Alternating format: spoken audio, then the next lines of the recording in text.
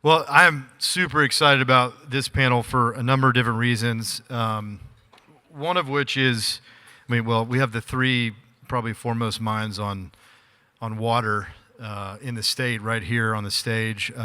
We talk about energy and power being a huge issue and potential bottleneck for the Texas Miracle and Texas growth. I think maybe 1B or even an equal to that is the state's water needs, and the three people up here have been champions of that cause and that issue for many, many years. I think we're excited to explore sort of the nexus with nuclear. As I was saying last night, the two gentlemen to my left are also just happen to be, coincidentally, maybe not, probably the two biggest champions, one in the Senate and one in the House, for nuclear. So just really, thrilled to talk about this. And I wanted to start off with you, Chair Paup. A lot of people don't know what the Water Development Board is, and they don't know what a big role it plays in the state's solving the state's water issues. I think, we talk about both flood mitigation, but I think very important for this conversation is water supply. And so I thought we just set a base of kind of understanding what the Water Development Board does. And if you wouldn't mind taking that first question. No, absolutely. Happy to be here. Is my mic on? Yes, okay. Sorry, I've got a bit of a cold, so I cannot hear out of this ear today. So if I squawk or yell, as my son says I do every morning, I apologize. Speaking of my son, as I walked out of the house today, getting ready for this esteemed panel, he told me I looked like Tiny Tim. So teenagers are an absolute delight. With that, really, really thrilled to be here. This is the first ever conference, nuclear conference, and I could not be more thrilled to be on this panel. Water and power. That's what next session will be about, as it should be. In my humble opinion, as chairwoman of the Texas Water Development Board, I feel that water is the most important issue facing the state of Texas. I almost disagree with Reed, my good friend. We're not a 1B. We're a tied for first. How about that with power? The Texas Miracle is alive and well. It truly is. When you are growing by 1,300 people a day, that is a day, according to the state demographer.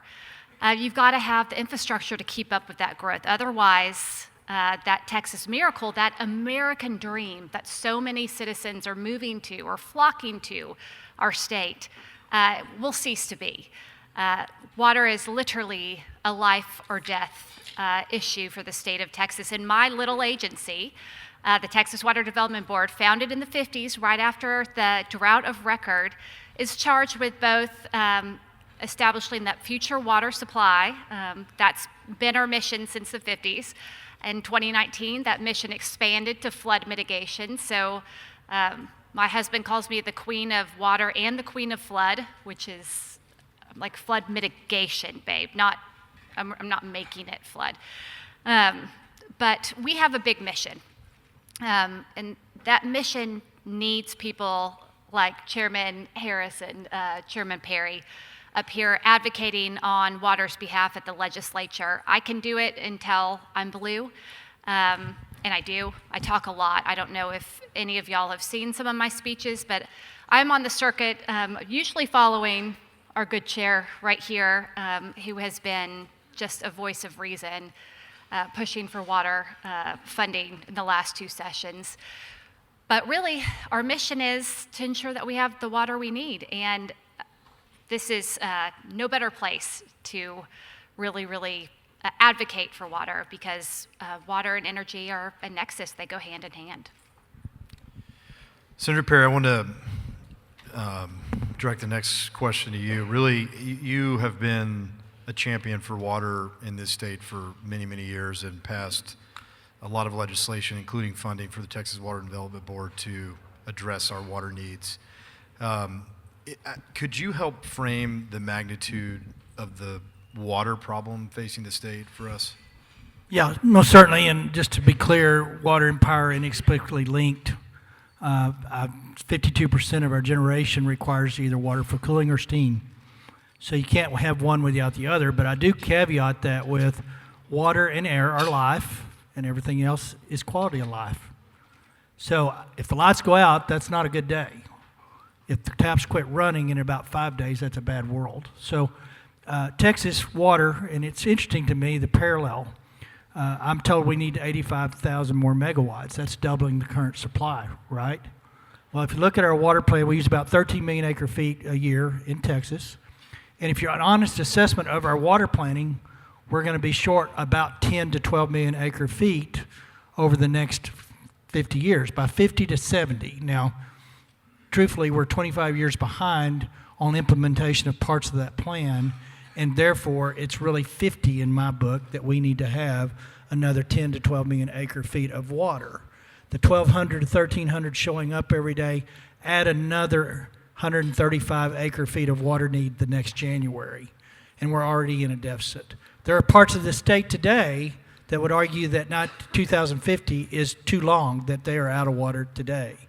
Some of those are our large economic area drivers. So here's the good news.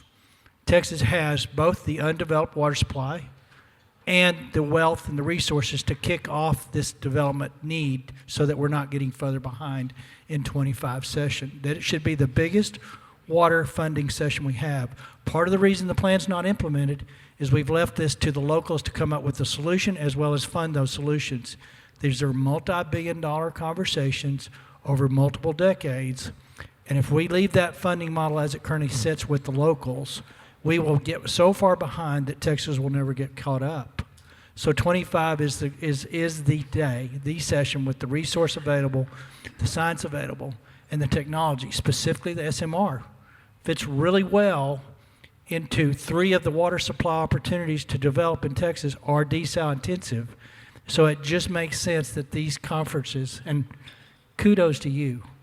I don't think I would have envisioned, as people I've talked to, how successful you've been on pulling this off. I know it took a lot of energy and a lot of effort, no pun intended, but it absolutely is critical, I think, for Texas to begin its water supply funding as well as developing those undeveloped resources next session. We're 10 to 12 million acre feet short, and we need to start yesterday. 25 is no better time to do it. Yeah, in the nuclear industry, we like to say the best time to build nuclear was 20 years ago. The next best time is right now. So a lot in common there. Chairman Harris, really want to offer you the same, give the House perspective on sort of the same issue and what you see transpiring this coming session. Yeah, I think we're in a really unique position going into this next legislative session where the stars are kind of aligning on both chambers and the governor's office recognizing that both water and nuclear are the 2 key issues that we need to tackle. And historically, in the legislature, water is one of the most contentious issues that we face, far more so than the left versus right battles and all of that. It's water. The old saying is whiskey's for drinking and water's for fighting in the Texas House or in the Texas legislature. In my area, from East Texas, we have an abundance of groundwater. We've got all we need right now. He wants it, and his people want it. Surface water? Yeah, you want surface water. You don't want our groundwater. Some of your guys want our groundwater too. But so we're at such a unique time when we have so many different members of both chambers who recognize what a critical importance both of these issues are, particularly water, and that we cannot solve the water crisis or the water problem without also solving the power generation problem, and nuclear is the answer to that power generation problem. So I'm excited about what the next few months have in store. Yeah, to that last point, Chair Paup, could you talk a little bit about how when you look at the water supply options out there, just what that means from an energy intensity perspective and how much energy that's really going to require in order to solve the water needs? That's a great question. First, let me talk about the Valley real quick. We're talking about intensive needs for water. I don't think a lot of people know what's going on in the Valley right now. We are experiencing one of the largest droughts that South Texas has ever experienced. Probably, when all is said and done, probably surpasses the drought of the 50s and 2011, which, as I'm an Aggie, and my good ags told me that the agricultural industry lost $9 billion in that year alone. It's looking worse right now. And I don't know that it has made it out to the general knowledge that this is a serious issue. And why did I bring up the Valley first? Because we need innovative water strategies. Gone were the days where we can just rely solely on reservoirs or think that we'll conserve our way out of a drought. We're Texans, we're the 8th largest economy, we're better than that, we're smarter than that. We're bringing new technology to the state every day. I work with desal companies, I work with aquifer storage and recovery companies. Corpus is permitted and ready to go for its first seawater desalination project, and I'm very excited. It's been a long time coming and lots of drama with that one, but we're to the semi-finish line, I think. Fingers crossed, right, Chairman Perry? But once that project is up and running, that's proof of concept. That means that seawater desal will be a reality in the state of Texas. But we need every tool in the toolbox, but those tools, those water strategies are very energy reliant. So we've got to have the power right next to the water to make the next 50 years livable and to ensure that we have this economic miracle and dream for our kids and our grandkids.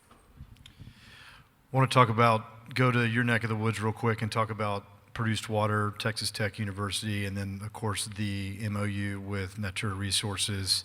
How do you view, the issue of produced water also being a potential opportunity, and how nuclear can facilitate that opportunity for particularly, West Texas and the Panhandle? Yeah, and so the water supply plan that the Texas legislature will get an opportunity to vote on next session will be two things. It'll be kind of a distinction of what are our supply opportunities. So there's marine desal, obviously on the coast where it makes sense, and pipes can move north as far as they need to where it makes sense.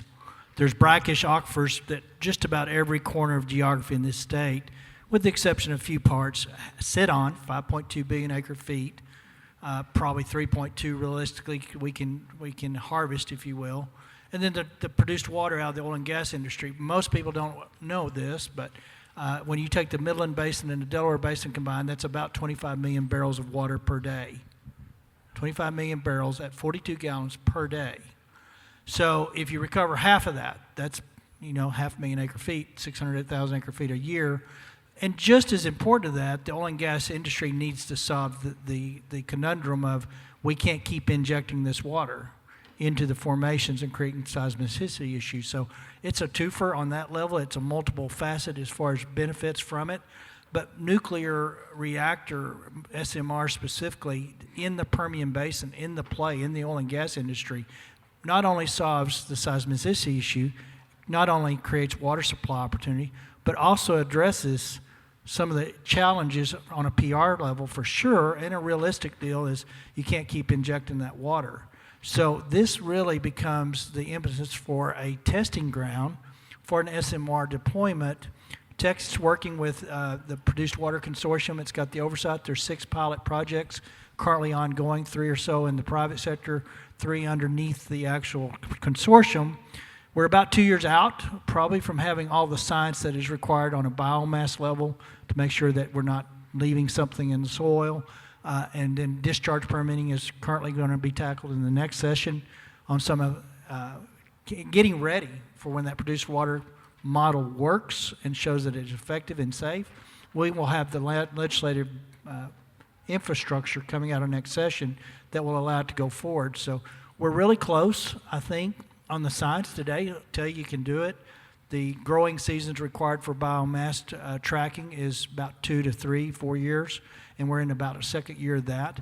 The energy not only will be a desal component, reducing cost of desal, but it will also be an energy supplier for the oil and gas demand that has come out that we need gigawatts. So there's just so many things multifaceted about on-site deployment of nuclear energy. The SMRs checked all those boxes to put it where you need it and provide energy to something that honestly, frankly, we don't have an answer to, bringing it into a grid structure today. So, and it eliminates transmission costs. You know, you don't have to build out all those lines if you're putting it where it's close regionally. So I could envision a regional SMR supplying desal, thermal also aspect of desal, and power to that energy sector that Texas economy is so dependent on.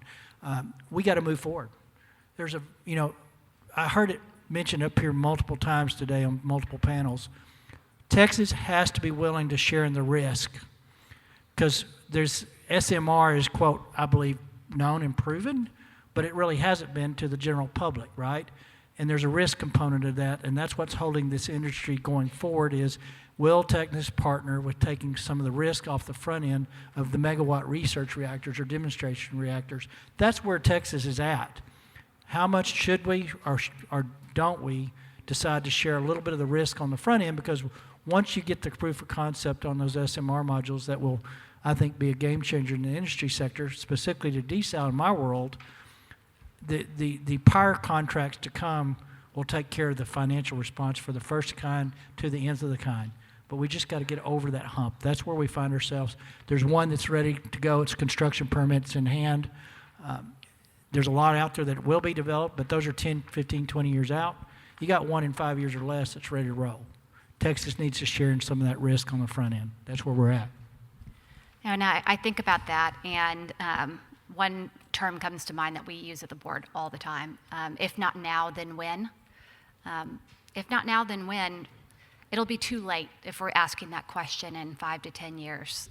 We don't have the time or the luxury at this point. This is not trying to be an alarmist at all, but I am a practical gal here in very high heels, but I am a practical gal. We don't have the luxury of time anymore. It is time to act now. I think all of the stars are aligned with these wonderful advocates for water and for power, that this session, this is a legacy building session. We have a chance to invest in our infrastructure, a generational investment that will stabilize our state for decades to come. We can't turn it down. We've got to act. Let me just add that what we're going to do next session, I hope the wisdom of the legislature prevails, it typically does, has been talked about since 1947. Water plans, supply plans, the ability to get water where it needs to be to all 254 counties isn't a foreign concept, isn't new. Here's what's different. The need has never been clearer. We've got 30 million people drinking from taps every day now. And the need, unlike those previous decades of conversation, was not there. It was forecasted and thought to be coming. It has landed. It is no longer an option to ignore it. So that's why I'm looking forward to a session that I believe will acknowledge the need is upon us. And we're truly at that pinnacle of, does Texas keep moving forward or does Texas start sliding back? Because we're having the conversations of, if I bring my company and people, will you have water? And the answer today is maybe. And the answer can be an unequivocally, yes, sir, we're ready to roll. And it depends on how we act next session. Chairman Harris, just to kind of pick up on this theme about the opportunity that potentially lies in front of us next session. The speaker recently announced several working groups for, sort of legislative areas, one of which was water, obviously, but very conspicuous and I think very, very positive development is that nuclear was mentioned specifically in conjunction with water. I know you've long been a big proponent of using nuclear for desalinization, but I was wondering if you could, I think a couple, very open-ended question, but I'm going to put you on the spot a little bit. Sort of, how are the working groups going? And, with a $20+ billion surplus and the rainy day fund potentially hitting their cap, what do you think the House of Representatives is potentially looking at next session with respect to both power and water? You are digging for scoop right now. Yeah. Oh, yeah. Wow. Breaking news. You're next. So it's a great question. Typically in the House, the members who are interested in water are from rural areas, and that's about it. The members that are in Houston or any of the metroplexes, it's not near as much of a top-of-mind issue, and you don't think you need to be that involved. So the speaker announced these working groups. I might have had a hand in getting nuclear put into this working group at the same time. Good work. Because they go hand in hand together. And we just had our first working group, what was that, last week? We've got several members, both current, incoming, and past of the Texas House in the room today. Some of them participated in the working group that we had last week. I think there were around 20 or so members from all across the geographic spectrum of Texas, all across the ideological spectrum. So this isn't a left versus right issue. It's not an East Texas versus West Texas thing. Everybody showed up wanting to have a discussion on water policy and how we move forward as a state. And that's why I say the stars are aligning, because that's completely abnormal for the House. And I think there's a recognition that in order for Texas to, we're the 8th largest economy in the world now, 30 million people, 1,300 people per day moving to Texas. If we don't recognize that we have a water supply issue and a power generation issue, then the Texas miracle ceases. We have to be able to answer those two questions in order to continue the Texas miracle. And more members of the Texas House recognize that and want to be part of the solution.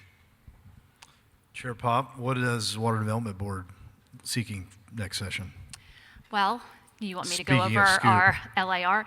No, we have left some question marks on what we're asking for the Texas Water Fund and what we're asking for flood mitigation, because we know that this will be a big water session, and we know that we've got some advocates up here that will help us fine-tune our request. But here's what I will tell you. Although I don't have dollar amounts listed in my LAR, every single one of my programs at the Texas Water Development Board is oversubscribed. My state revolving funds, which capture all of the aging infrastructure in rural communities and disadvantaged communities, 9 to 11 times oversubscribed. The SWIFT that we passed in 2013, which is now a decade ago, has done a beautiful job. It has committed over $13.5 billion to water supply projects throughout the state of Texas, with that $2 billion initial seed money. That in 2013, that $2 billion doesn't seem like a lot right now, but in 2013, taking $2 billion from the rainy day fund was unheard of. It was just absolutely bananas that they did this. And they blessed it, and it's worked beautifully. It's done what it should, but it can only spread that wealth so far. When the state water plan has a capital cost of $80 billion, that $2 billion that we were very lucky to get in 2013, and that $1 billion that these champions up here ensured, passed, and flowed to the Texas Water Development Board. Those are great numbers, but when you're looking at capital costs of $80 billion, and those are really based off 2018 estimates, guys. So in reality, the water supply, if you're looking strictly at the state water plan, probably has a cost of over $100 billion easily.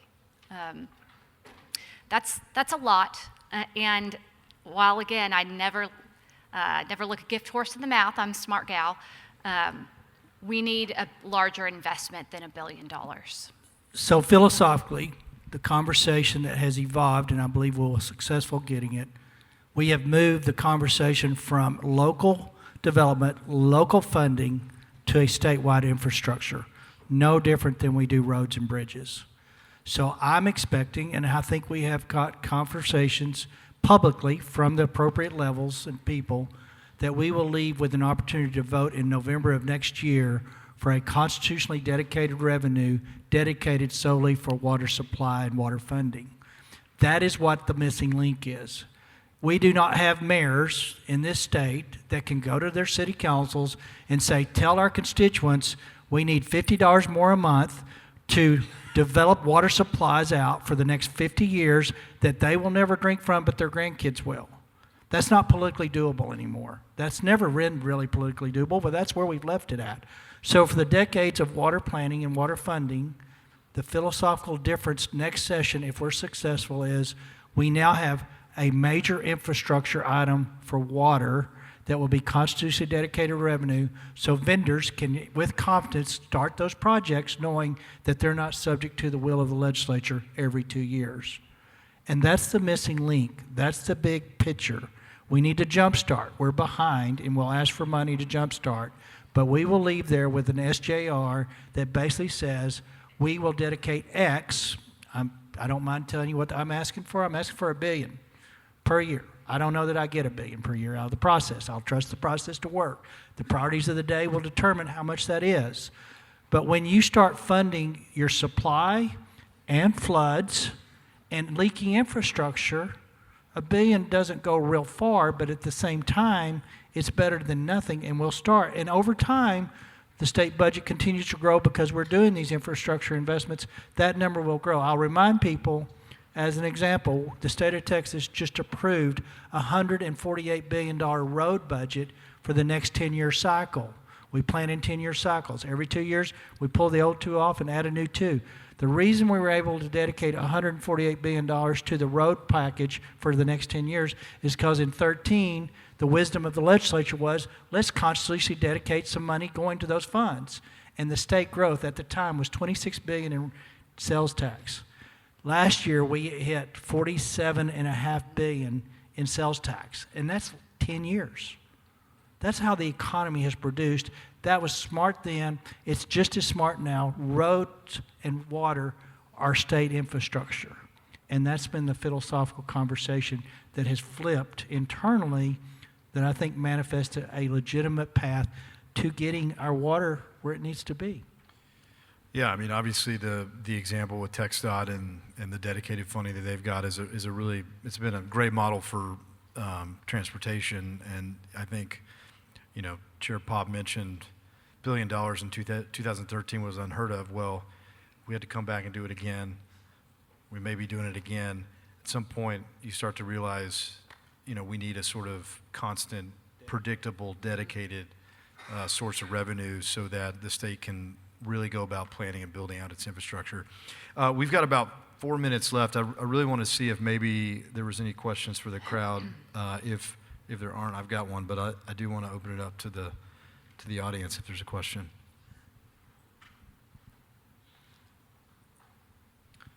Okay, well then I'm going to ask mine again.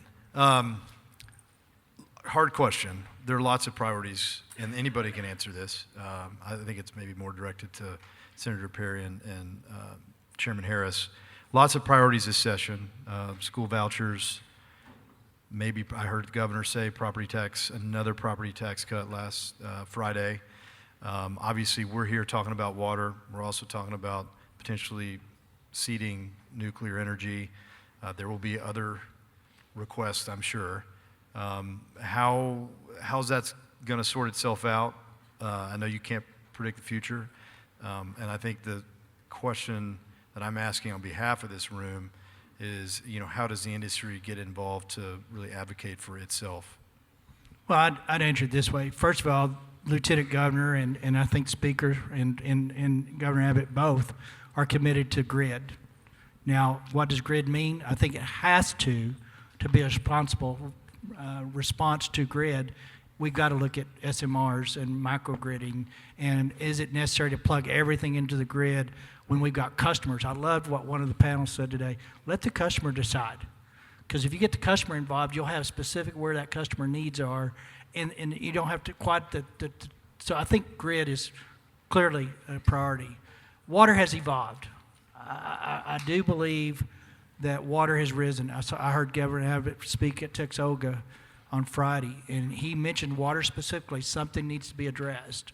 I've heard Lieutenant Governor in public talking about water has risen to the level that we need to address it. So I think those two are givens. I would just say it this way. The quickest way to reduce property taxes is, unfortunately, to not address water and power to where the value of the properties go down because nobody wants to live here. So I would, as a priority, as much as I love giving to people priorities, their taxes back, at some point we have to govern responsibly. And I think responsible government is fixing our infrastructure to entertain and engage more growth, more opportunity economically, and that by nature raises property taxes. So you got this conflict, but we have built a very large base budget requirement now for property tax buy-downs that people feel very temporary. 18 billion to be exact. That's a base budget that we've got to address now going forward. I'm not against property tax reforms, but I do think you'll see a different approach to property tax reform if we have it. I do think you better address water and power in conjunction with each of them, or the property taxes, unfortunately, are a self-fulfilling prophecy. It just happens. That's the way the market works. So I'm all about the infrastructure. I think this is shaping up to be an infrastructure. I'm excited about that. Public schools are a challenge right now for a lot of reasons, politically and money-wise. We've got to deal with that. I don't know what that looks like. I can't even begin to tell you what that looks like. Yeah, I agree with Senator Perry. And, I think in the House, we're definitely going to see school choice move through hopefully quickly.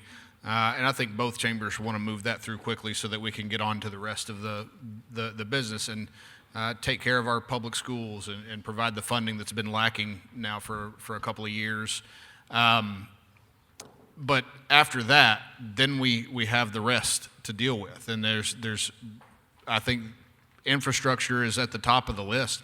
When you have a $20 billion surplus, and another thing, we're typically spending billions of dollars on border security, and that may not require as much state resources as it has over the last 4 years. I think property taxes is going to be very front of mind for the House, but definitely looking forward to it. I saw in the report that Commissioner Glotfelty put out, there was a list of other states who have nuclear funds for kind of to help bring along the nuclear industry in their states. Chairman Bonin, the chairman of our appropriations hearing in the Texas House, held a hearing a couple of weeks ago, a few weeks back, that was nuclear specific and invited some different experts to come testify. And Chairman Bonin is fully behind the effort to drive nuclear policy and funding in the House.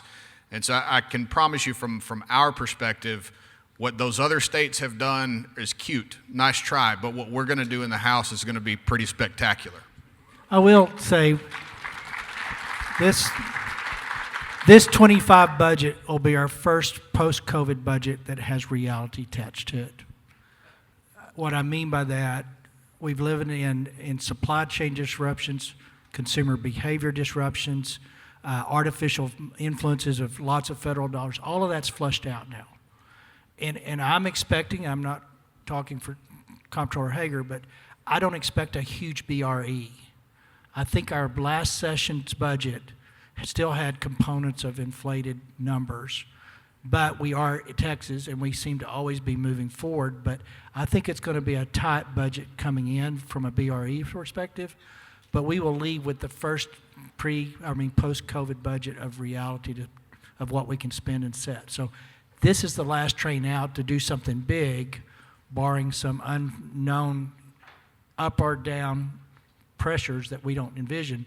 I think it's our base for a long time until we kind of motor on through it and Texas keeps growing. I just don't expect a big BRE adjustment. It's time to build. That's what I'm hearing. Thank you all very much. Appreciate it.